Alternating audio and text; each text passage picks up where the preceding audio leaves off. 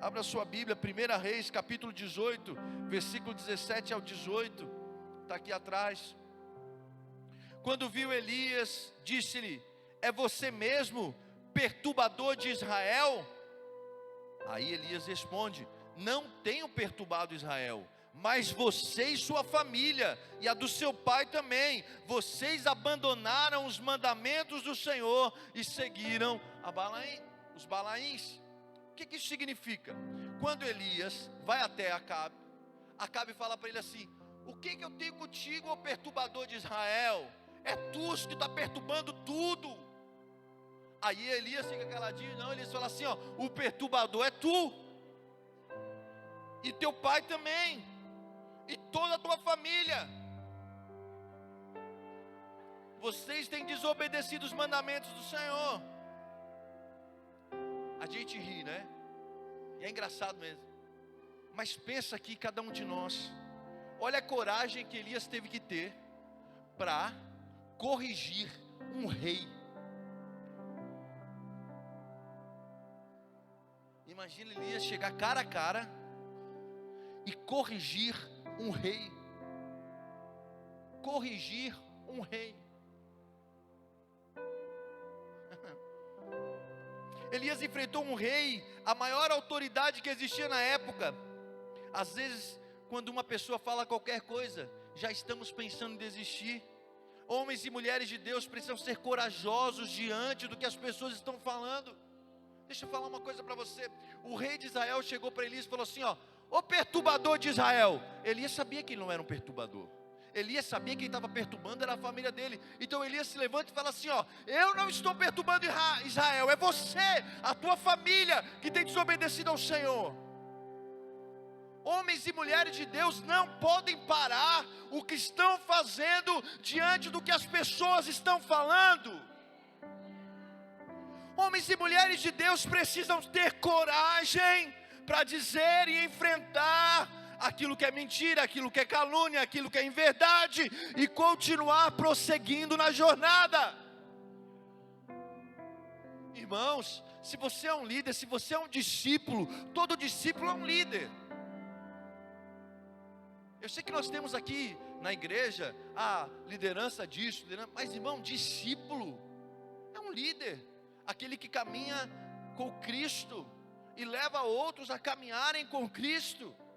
Deus formou 12 discípulos, 12 líderes. Então se você é um discípulo, você não pode a todo mundo, falou isso aqui, falou aquilo lá, você ficar, eu acho que eu vou desistir do meu chamado, eu acho que eu vou desistir dessa faculdade, eu acho que eu vou desistir desse relacionamento porque está dando problema. Irmão, tudo na vida dá problema, até ficar parado dá problema. Se você ficar um mês deitado na cama, você vai ter problema nas costas, vai começar, a tua pele começar a ter escama aqui. Eu sei porque uma vez eu fui expulsar um demônio, fui no missionário ali na Chico Mendes, e eu tinha acho que 20 anos de idade. E a mãe do rapaz falou: pastor, eu não era pastor, missionário, você vai lá na casa orar pelo meu filho? Amém, eu fui orar pelo filho. Quando eu cheguei na casa, o rapaz o olho dele estava cheio de veias vermelhas, porque ele não conseguia piscar. Então ele fazia assim, ó. Aquilo já me assustou, né, irmãos? Eu era novo. E ele não falava e ele não dormia. Então o fato de ele não piscar começou a dar um monte de problema no olho dele. Na hora que eu olhei, eu não sei se eu estava com temor, não sei se era demônio. Então eu comecei: meu Deus, Senhor, o sangue de Jesus tem poder, é a primeira vez, Senhor, vamos lá. E quando eu fui orar por ele, ele caiu endemoniado. Eu repreendi em nome de Jesus aquele demônio. E quando ele se levantou da cama, as costas dele estavam em carne viva, porque ele estava muito tempo deitado. Então até parado gera problema. Agora você acha que uma árvore que dá fruto, ou você acha que está de brincadeirinha aqui? Você acha que não tem um adversário contra nós? Você mesmo acha que não tem um adversário contra a tua vida? Você mesmo acha que não tem alguém que quer tragar a tua alma? Você acha realmente que não tem ninguém que quer enganar você? Quem sabe chegou aqui pela primeira vez, te enganar na vaidade, te enganar no próprio egoísmo, te enganar em ilusões desse mundo, para que você não conheça o teu Criador, o teu Deus. Se você acha, meu irmão, você está totalmente equivocado.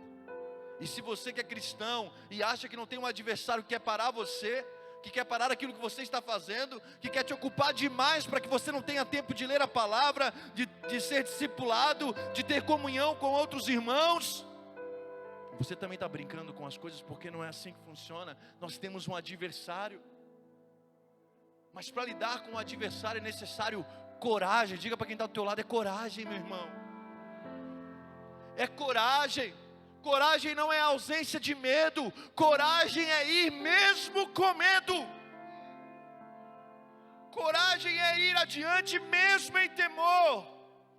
Abra sua Bíblia, 1 Reis capítulo 18, versículo 19. Agora convoque todo o povo de Israel para encontrar-se comigo no Monte Carmelo, e traga os 450 profetas de Baal e os 400 profetas de Aserá, que comem à mesa de Jezabel. Deixa eu explicar para você. Elias fala isso para Acabe: eu não sou perturbador, você que é perturbador, e tal. E ele, na sequência, ele fala assim: pode chamar os 450 profetas de Baal e os 400 profetas de Aserá, que era como se fosse a esposa de Baal. Eu não vou entrar em detalhes aqui, porque a mensagem tem que seguir, você pode estudar ali. Era a deusa da fertilidade e tudo mais. Então era 850 pessoas, 850 profetas, contra um profeta do Senhor. Eu vejo aqui a coragem de Elias, não só para enfrentar um rei, mas a coragem de Elias para enfrentar a realidade aos olhos humanos. Porque Elias não era um anjo, Elias era um homem. E ele, como homem, estava vendo 450 profetas de um lado, 400 de outro, e ele sozinho ali. Mas ele sabia que não estava sozinho, ele sabia que Deus estava com ele, ele sabia que ele estava fazendo uma missão de Deus. Então Elias não teve apenas coragem para enfrentar um rei, ele teve coragem para enfrentar a visão humana, que dizia que naquela circunstância ele era mais fraco. Você se considera um homem de Deus, uma mulher de Deus? Se prepare, porque Deus vai te colocar em situações que humanamente você vai ficar assim: eu sou mais fraco, eu não vou conseguir, meu Deus. Elias teve coragem de vencer essa visão e saber: se Deus me deu uma palavra, se Deus falou comigo, se Deus disse que aconteceria, eu creio que acontecerá, mesmo que na visão humana está tudo ao contrário. Na visão humana tudo está me prejudicando, mas eu sei que se o Senhor me deu uma palavra, é o Senhor que vai cumprir essa palavra na minha vida. Jovens, olhem para mim, você que é casado, aqueles que vivem pela fé, eles têm que estar dispostos a passar por situações que, ao olhar para as circunstâncias deles, nossas, a gente vai desistir. E é só estratégia humana? É só uma coisa humana? Então está na hora de parar, porque a gente vai perder. Agora, se Deus te prometeu, se Deus falou para você, se a palavra foi de Deus, a circunstância humana pode ser a mais improvável, a mais impossível. Você pode ser o menor da tua casa, você pode ser o com menos recurso, você pode ser o com menos habilidade, mas se Deus te deu uma palavra, Ele zela pela palavra dEle, e Ele cumpre a palavra dEle. E Deus está levantando uma geração de jovens aqui na Palhoça, cheias do Espírito Santo, cheios do Espírito Santo. Diga para quem está do teu lado: é preciso coragem. Não, fala com coragem, irmão. Oh, Espírito Santo. Abra sua Bíblia, 1 Reis capítulo 18, 21. Está ali atrás. Elias dirigiu-se ao povo e disse: até quando vocês vão oscilar para um lado e para o outro? Se o Senhor é Deus, sigam-no, mas se Baal é Deus, sigam-no. O povo, porém, não respondeu nada. Então, Elias fala com Acabe. Elias vê um monte de profeta aqui, e Elias vê um povo que não sabe se adora a Deus, se a Baal. E sabe o que Elias faz diante disso? Elias fala: hoje é tempo de posicionamento. Se vocês querem adorar a Baal, então siga-o. Mas se vocês querem adorar a Deus, então siga-o. Irmão, eu entendo que nós vivemos tempos diferentes, amém? Eu sei que hoje a nossa jornada de trabalho para muitos é um pouco mais extensa. Eu entendo que também nós temos demandas. Mas deixa eu falar uma coisa para você. Quando eu era garoto, minha adolescência, minha juventude, eu dediquei toda a minha juventude à obra do Senhor. E eu estudava e eu trabalhava. Chegava domingo, por exemplo, domingo era de manhã escola dominical, domingo à tarde evangelismo, tomava banho, ia para o ensaio da igreja e domingo à noite culto. Estou falando de domingo, fora os outros dias da semana que a gente estudava e fazia ensaio e tudo mais. Porque eu entendia que era a missão da igreja ir até os perdidos. Não é missão dos evangelistas, não é missão de alguns, é missão da igreja ir até os perdidos. É missão da igreja nós sermos alcançados por Jesus, nosso Salvador, e agora esse amor que nos encontrou, ir encontrar outros que precisam desse amor. E se você não se envolve, você acaba esfriando. Você acaba ficando de culto em culto. Aí você já sabe como é que funciona a liturgia. Aí você aprende como é que é o louvor. Aí você mais ou menos aprende quando é que o pastor Diego entra, quando é que o pastor Gesiel entra, quando o outro pastor entra. Você começa, e você acha que o evangelho é isso, mas não é. O culto é muito importante, mas aqui vocês são treinados, nós somos treinados para ser luz do mundo e sal da terra. Até quando você vai ter amizade? Até quando você vai ficar dialogando e conversando com pessoas que não estão indo para o mesmo lugar que você, que não estão com a mesma paixão, a mesma fome de você? Eu não estou falando de um ímpio aqui. Eu estou falando do jovem que está dentro da igreja, mas não se posiciona de verdade para não, calma aí, eu sou crente, poxa.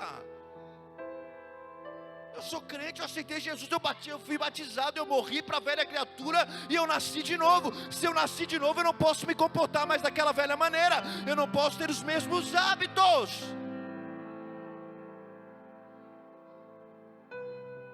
Não dá, irmãos. Não pode mais. Porque diante de nós agora há uma responsabilidade. Se nós ouvirmos o evangelho do nosso Salvador e Senhor Jesus Cristo, que morreu naquela cruz para nos salvar e nos dar a vida eterna, Ele disse: ide por todo mundo, façam discípulos de todas as nações, batizando-os em nome do Pai, do Filho e do Espírito Santo. É por isso, deixa eu falar uma coisa para você, uma experiência pessoal minha. Eu fui criado em escola dominical e eu gostava de aprender a Bíblia. Eu me converti na minha adolescência, mas me converti de verdade assim. Eu gostava de ler a Bíblia, eu gostava de ir na igreja não por causa do amigo, eu gostava de ir na igreja para aprender a palavra, e eu mergulhava e tudo mais, beleza. E quando eu comecei a meio que esfriar, e aquele calor, aquele fogo do meu coração começou a meio que se apagar. Eu comecei a flertar com outras paixões. Mas teve um dia que um jovem que eu ganhei para Jesus, o meu pastor deu a oportunidade de eu batizar ele. E quando eu estava com ele, eu batizei ele, e ele voltou, e ele começou a glorificar a Deus. Aquele fogo lá do início começou de novo no meu coração. Deus me fez entender que existem níveis e fases da nossa vida. Existem fases que você chega na igreja e o teu coração rompe de alegria.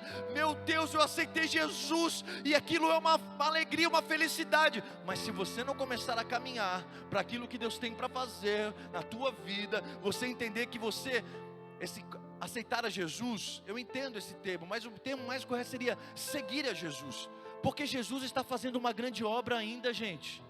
Jesus morreu naquela cruz, mas Ele ressuscitou, enviou o seu Espírito, e aquilo que Ele fez lá, há 2023 anos atrás, Ele continua fazendo hoje. É só você começar a estudar o que Deus está fazendo no Brasil, o que Deus está fazendo na China, o que Deus está fazendo na Coreia do Norte, você vê o mesmo Espírito agindo.